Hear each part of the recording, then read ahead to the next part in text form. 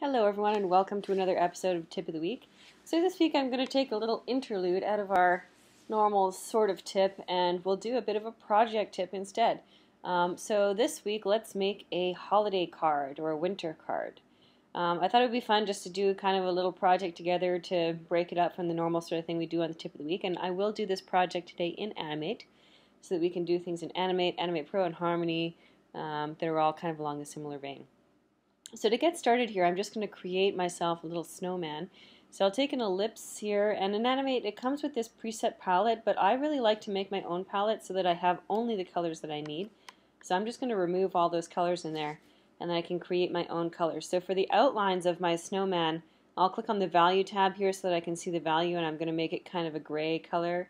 And then I'll create a new color. This is going to be the actual inside of the snowman, and I'll make it a radial color.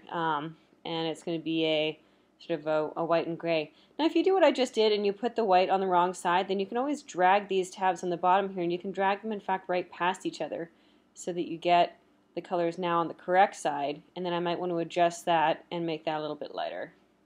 So now in here I can go in and I can draw that, and maybe that's a little bit too big, that size of the line, so I can hold down the O shortcut to make my line a bit thinner. And then I can make, now I'm going to make 3 circles here. And you could, if you wanted to animate the snowman pieces separately, then you could make this kind of a little cutout character. So why don't we go ahead and do that. So this is going to be snowman base. And I'll add another for snowman middle. And then a third one for snowman top. And then I'll have probably also a snowman arm, and we'll make that one the left one, and then we'll have a snowman arm right. When you have a straight on character that's not going to flip, you can label things left and right, but if you're going to be having kind of a 3/4 view of your snowman, then you should label it front and back, just like we talked about in some of our earlier tips of the week. So then I'll put my top circle up here. And when I'm rearranging the placement of these drawings here, if I'm still in the rigging stage, I'm using my select tool. Some people mistakenly use their transform tool at this point, but you don't want to use your transform tool unless you're actually animating. So if you're just placing things, then you want to make sure that you use your select tool instead. So when I was looking at my snowman, I decided I kind of wanted it to be white a little bit closer to the edge, so I'm just adjusting. I clicked in the middle there to add a new tab on the gradient, and then you can drag downwards if you'd like to remove that tab. And so now I can go back to the middle, and I will fill this guy in there, and then I'll go to the base and fill that guy in there. So I'll just switch my transform tool for a second to check out what my snowman looks like. So he's looking pretty good so far. And then I'll just add an arm on the right and on the left. So I'm just going to go ahead and use my line tool, and for the arms, they're made out of tree branches, so those will be kind of a brown color.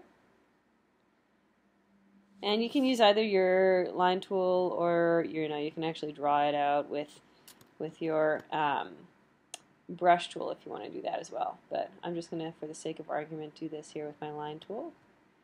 And remember that with Animate and Animate Pro, you don't have that thick and thin pencil line, but if you always want to add thick and thin afterwards, you can select your lines here, and then you can convert them to brush lines. And wow, it looks like I made a gradient color here somehow. Let's put that back to solid again. There we go. And so now I have brush lines with a solid color. So I'm just going to flatten all these down to one line as well, and then I can go in there and I can adjust those points. So if I want to make the branch a little bit wider there at the bottom side of things, then I can just move those contour points. And I can remove contour points that I don't need. And so if I want to just, let's say at the top there, I can just remove a couple of those. And you can also drag on the line directly there, which is maybe another cool way of getting a different look on your tree branches. rather than having to actually go in and remove contour points and things. But a combination of doing both of those will get you the look that you want. And so let's just do this here.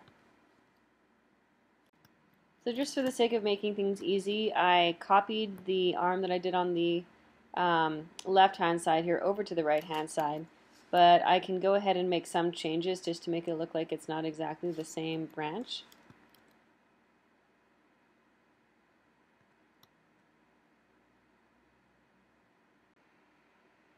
Okay, and then I'll add a layer for a hat on this guy. So you can make your hat using probably a black color.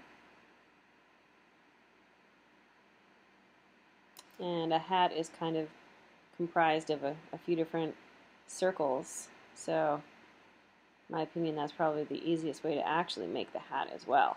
And then the other kind of neat little trick that you might not know about is if you're using the snapping tools, you can turn on snap to contour here, and then you can actually like snap from the middle of one line to the middle of the other line to get the final look on that hat. So this one's going to go like, well, I guess what I should do is I should move this one a little bit higher up, and that's probably not like that. And then I'll snap this one from there to there.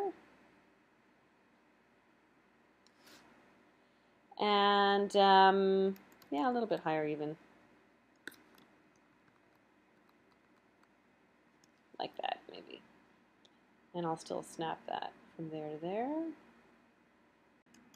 Okay, so then a little trick here to get rid of the lines in the middle there is if you go and select your contour editor, then you can select actually the lines on the contours between those elements there just to get rid of those lines.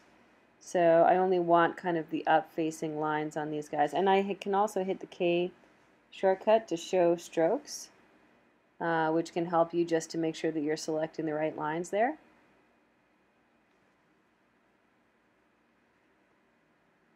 So that's pretty good there. And then what I'm going to do, I'll just delete the down facing one there.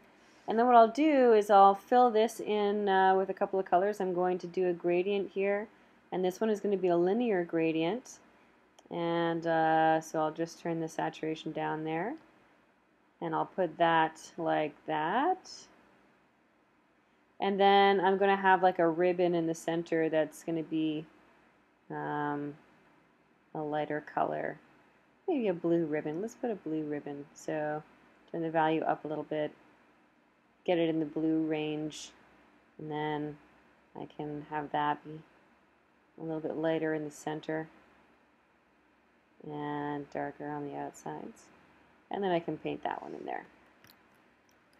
There's my hat. Okay. Yeah, so for this guy's hat, I probably also just want to move these lines in the front and the back there a little bit higher so that I don't have too much of the inside of the hat showing. Okay, and then lastly now, let's label that one hat, and then lastly I'm going to go onto the top section of my snowman and I'm just going to give him some facial features. I don't think I'm going to animate these guys around separately, so they don't need to be on their own layer, but if you are going to animate them separately, then they should be on their own layer. But these are going to be like his coal eyes, right? So let's give him some coal eyes here like so.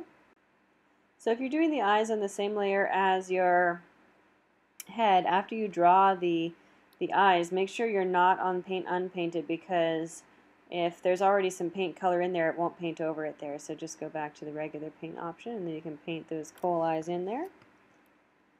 And then he's going to have a little bit of a carrot nose, so let's draw our carrot nose. The outline will be a solid color. And we'll do the inside with a gradient just like before, just to keep that consistent kind of look to this. And then I'll use my line tool here to create the carrot nose like that. And with your snap to contour on, you can snap it to the center there, and then you can use your contour editor and just drag that guy over there. And you can give some extra little lines in the center if you want to. And I find these lines are looking a little bit thick, so since I drew them with the pencil line, I can select all of my lines there, and I can make it a different size. So right now it's at 23, so why don't I put it down to 10? And then I like that a lot more. And since I did it to a round number like 10, it means I can adjust my properties on all my layers to give them the same size very easily. So there's my carrot, and then I'll paint it in with this gradient here, and I'll turn off my close gap because I just want it to paint through the whole thing. And now the only other thing though here is that I'd like to reorient my gradient. So I'm going to use the Edit Gradient Texture tool, and I'm going to just move it like so that the gradient's going up and down. Actually, I'll move that guy down there like that, and then I'll scale this down here. Okay, so now I've got my snowman done, and I've got it in a few different pieces so I can actually animate the snowman around.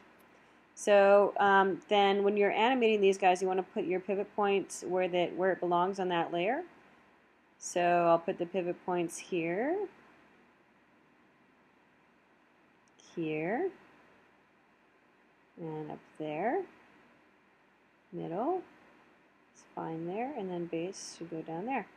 And then to finish creating my little cutout character here, you could do this using pegs if you want to, but I'm just going to do a really simple structure here since it's not a very complex animation that I have in mind. So the middle is a child of the base, the top is a child of the middle, and then the arms are both a child of the middle since they're coming out of the middle there. And the hat is a child of the top. And after you rearrange those guys there in your for your hierarchy, you also need to rearrange them in space. So I can select my let's select the whole middle there, and then I'll turn off the Animate button so that I'm not creating a keyframe. And then I'm going to use the shortcut for up and down arrow, sorry, Alt and down arrow to move it forward. And then I'll do the same thing here, Alt and down to move forward. And here, Alt and down to move forward. And then I also like seeing the front of the branches, so I'll move those forward too. There we go. So now I've got my snowman all ready to do a little animation on. So in order to actually do my animation, I'll just extend the exposure of my snowman throughout my frame, and then I can do some fun stuff. So I could take the entire thing, and remember, as soon as you do want to animate, you turn on your transform tool with your Animate button. So let's just scale down the whole thing there. So I'll select my base there, and then I can hold down Shift and then scale down from the side. And now let's have this guy doing a little bit of bouncing. So I can put my first keyframe to be like a little squash there, and then I'll go a few frames later and I'll stretch him back out. And maybe I'll also, like, I could skew him over, or I could rotate him over. So he's doing a little bit of a dance here. And then I can move him back over to the center again. And then I can squash it down. And I'll just add a few more keyframes.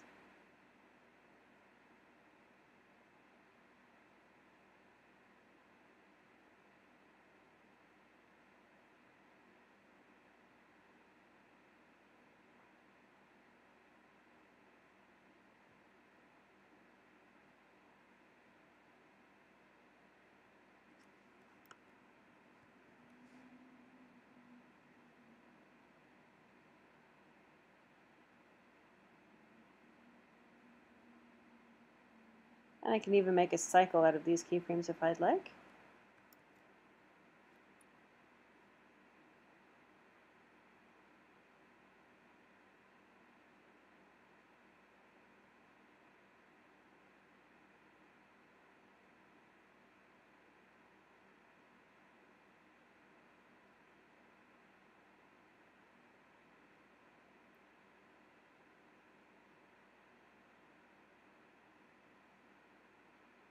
And if it's going a little bit too fast, then of course you're just going to drag the keyframes apart.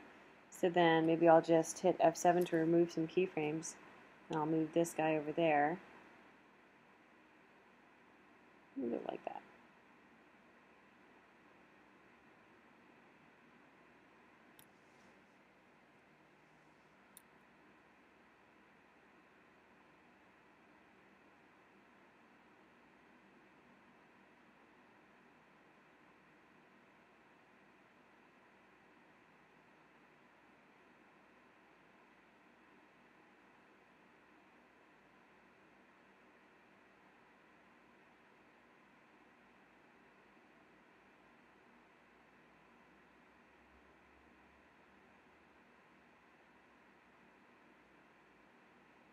And then I can put a little bit, once I got the main motion working here, I can put a little bit of secondary motion. So let's put a keyframe on everything with F6.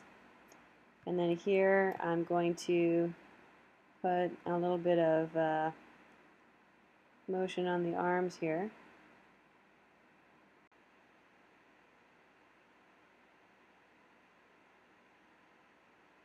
There we go.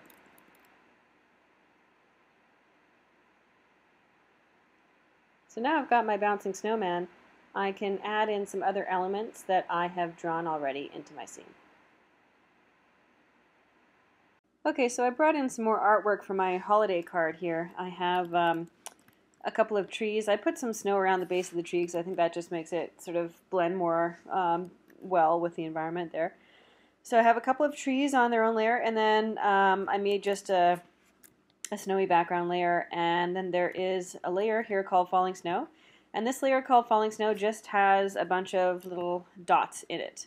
So when you don't have the particle engine of Harmony, you can still get a cool looking falling snow by just taking your brush tool and making some dots first of all, and then to finish off our falling snow, what I'll do is I'll take this falling snow layer and I'll duplicate the layer. Not a clone, but a duplicate so that it's totally separate. And you can change some stuff up. You can have two completely different ones, but it's just a little bit easier to do it this way. And then I'm going to take my Advanced Animation Toolbar. I have the Translate tool from the Advanced Animation Toolbar. And then I have my top view open here. So what I can do is I can just move this layer back in space. So moving this layer back in space is going to give the illusion of perspective when we animate these. When they're both still, you don't really see anything. But if we want to animate them, and if we want to animate them together, then we should add a peg. So I selected the falling snow and I added a peg layer. And then I'll take the other copy of the falling snow as well and put it in there. And now I can just put some keyframes on this. So I'll take my Translate tool and I'll just create a keyframe on the first frame and then go a few frames later and I'll move it down. And you see a little bit of that perspective when you have the two layers that are laid out in space when you animate it. So just, pay attention to that a little bit. And then for fun, we're going to whip this guy up a little bit so those keyframes are closer together and then farther apart. And go down. And now if I play through this, I can check the speed of it. And you see that bit of a 3D effect on it. It looks pretty cool. For just having one drawing layer, it looks pretty cool. And this is what that 3D space can give you, even in Animate. It gives you some advantages over not having the 3D space. So now I can turn my snowman back on again, and I'll just reposition my trees so that they are a little bit smaller and further in the background, so they belong better with this one, with this scene.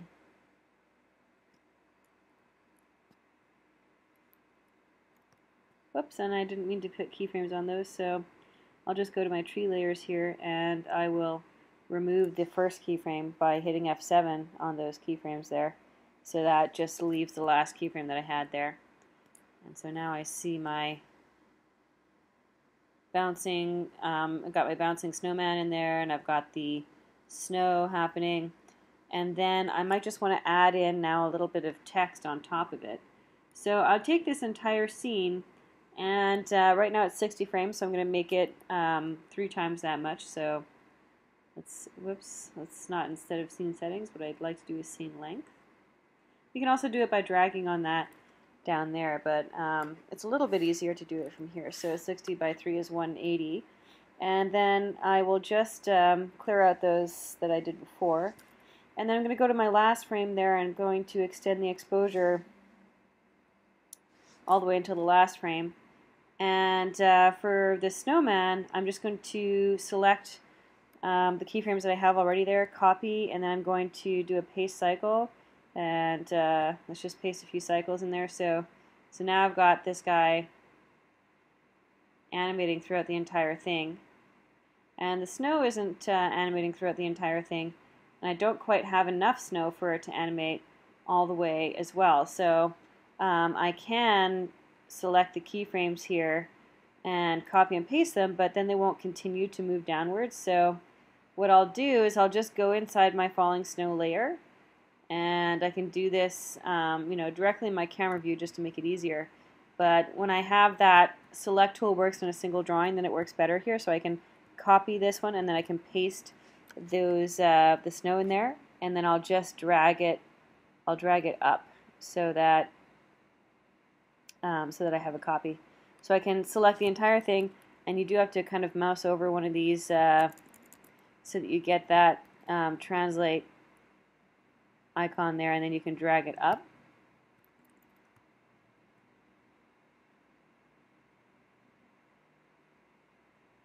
A little bit too far, like so.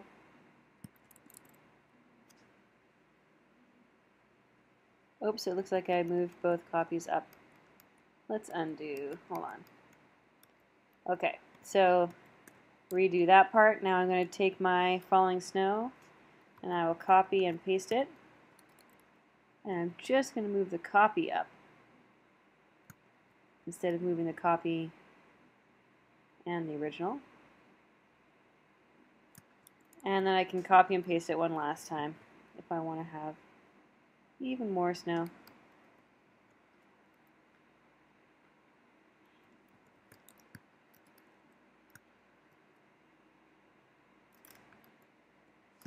A little tricky to grab onto those things when they're like when it's not filled, when there's no background on it. So one thing that you can do that's kind of a trick is if you do have something like this, you can take a new color. I'm just going to make it absurdly green or pink so that we realize where it is. And then I'll draw an outline around my snow here, and I'll fill it in with a color. So now it's totally filled in everywhere. But then I can change this color to have like alpha of 0. I'll make it just a semi-transparent alpha for now to show you what that means. And then I can select my snow here, and I can copy and paste it, and then when I try to move it, it just makes it a lot easier to move that copy up there. So now I've got lots of snow, and then I can make that all the way transparent so that I have the entire snow there. That's what some studios do when they have very small drawings and they want to grab onto them, is they make a semi-transparent version of that drawing. So I'll select all my snow here and I'll copy it into my other snow layer.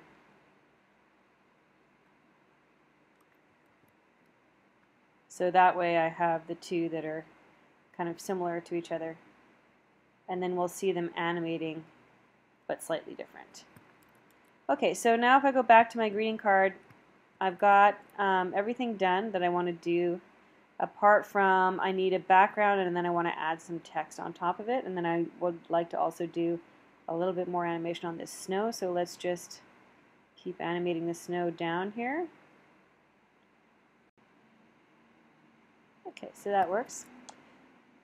So now I'd like to add a little bit of snow, or a little bit of text. So I'll add a text layer here. Let's just call it text. And then I'm going to say in this text layer, I'm going to say Happy Holidays. So I'll just do it on the first frame, and then I'll adjust the exposure on it afterwards. So let's put maybe a new color here. Let's do it in red. And let's say Happy Holidays. Holidays. And then I realized my red is semi-transparent, so let's bring the alpha back up. And I can select all of that text there from my text layer, and I'll make the text bigger.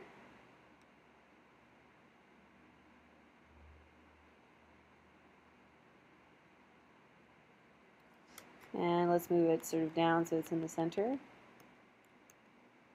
think I want to add an exclamation point on this text.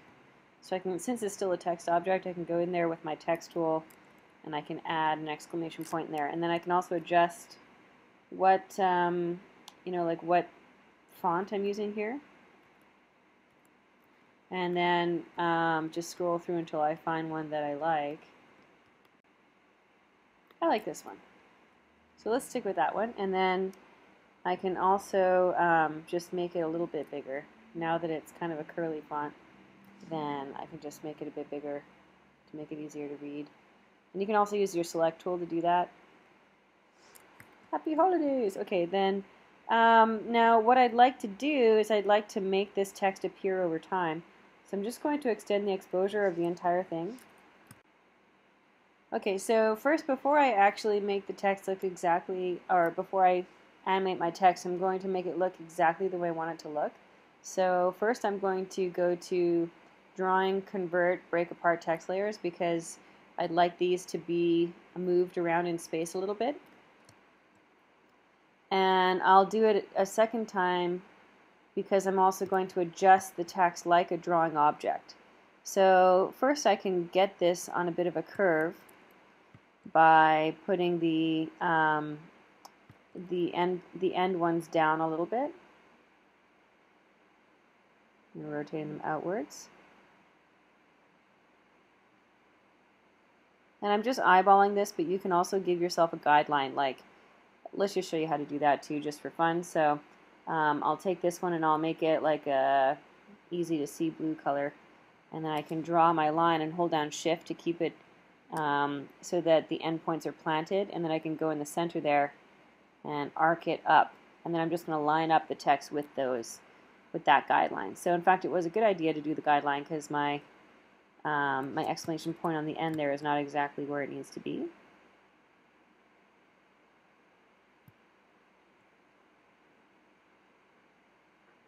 And then I'll also rotate these guys out as I go.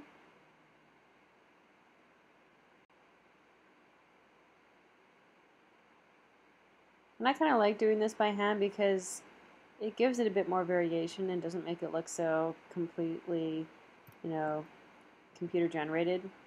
When you do it by hand, it makes it look a little bit more natural.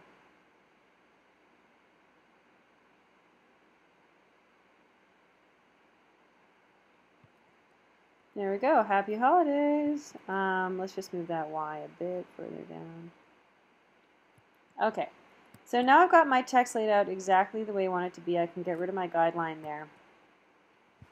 And now I can animate the text coming in. So to animate the text coming in, first I extended the exposure throughout the whole thing. And then let's say I'm going to have it pretty much stationary on there for the last second or two. So let's just make that from 120 on. And so in order to keep the drawing where it is, I'm going to go to Windows Toolbars, Timeline View, and every time I want to change the drawing, I'm going to duplicate the drawing.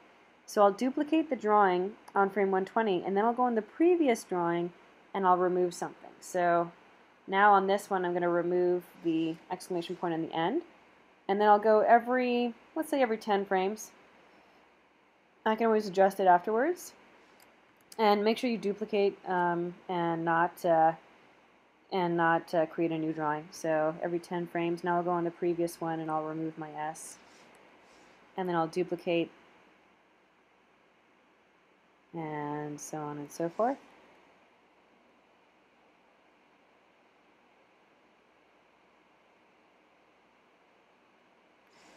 Just make sure I haven't done anything wrong so far. Yep, so far it's working pretty well. Let's keep going. So I got my D.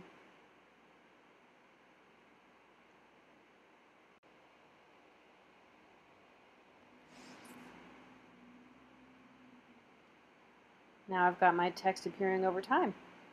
So let's just play through this and see how it looks.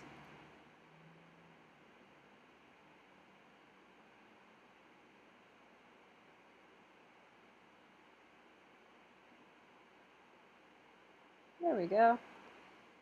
Now, if you want to add a background behind that, then you can add a new drawing layer, and I'm just going to make a really big rectangle behind everything. You can use my guide color here because I haven't really used it for anything. And I'll go along with the theme of having a gradient here, so I'll just make it, you know, when it's snowing outside, it's kind of a lighter sky color, so let's do something like that, but I'll adjust my gradient so that it is wider, closer in my frame.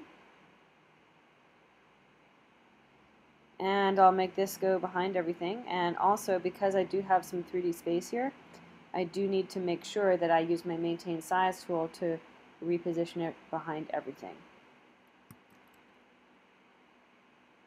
And then I also need to turn that drawing on for the entire length of my timeline, so I actually positioned it there on the last frame.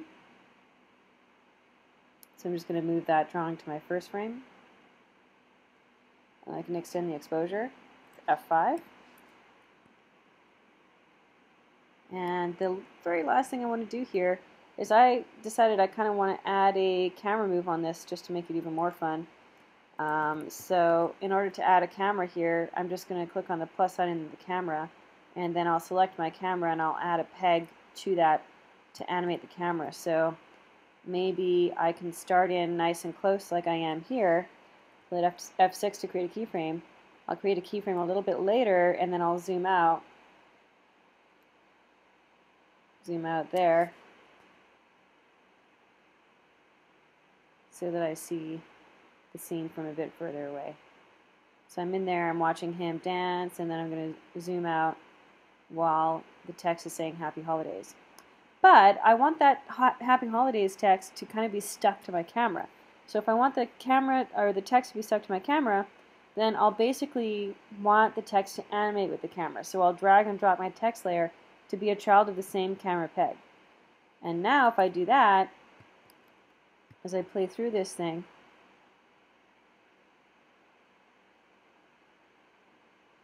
see how the text is staying with the camera?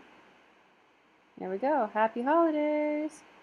And the last thing I'll do there is I'll just adjust that color since I don't really like it too much after all. I do want a light color, but maybe more of that kind of a light color blue. And then I'll make the other color very much a white.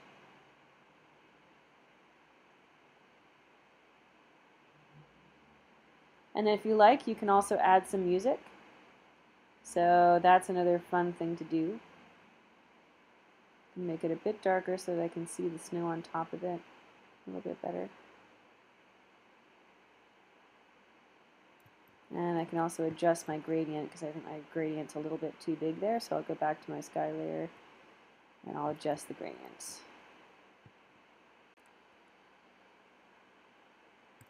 So when you're done with your greeting card and you're pleased with the way that it looks, then you can just export it out as a QuickTime movie, and then you can upload it to something like YouTube and share it with your friends or post it to your Facebook wall. So I hope you guys enjoyed that different kind of a tip that we did this week. If you want to, you can also go in there on that text and you can draw a little bit of snow on top of the letters just to make it even more fun. Now that the text is a drawing object, you can go in there and you can draw directly on top of it. I hope you guys liked that tip this week, and I'll see you guys next week. Take care.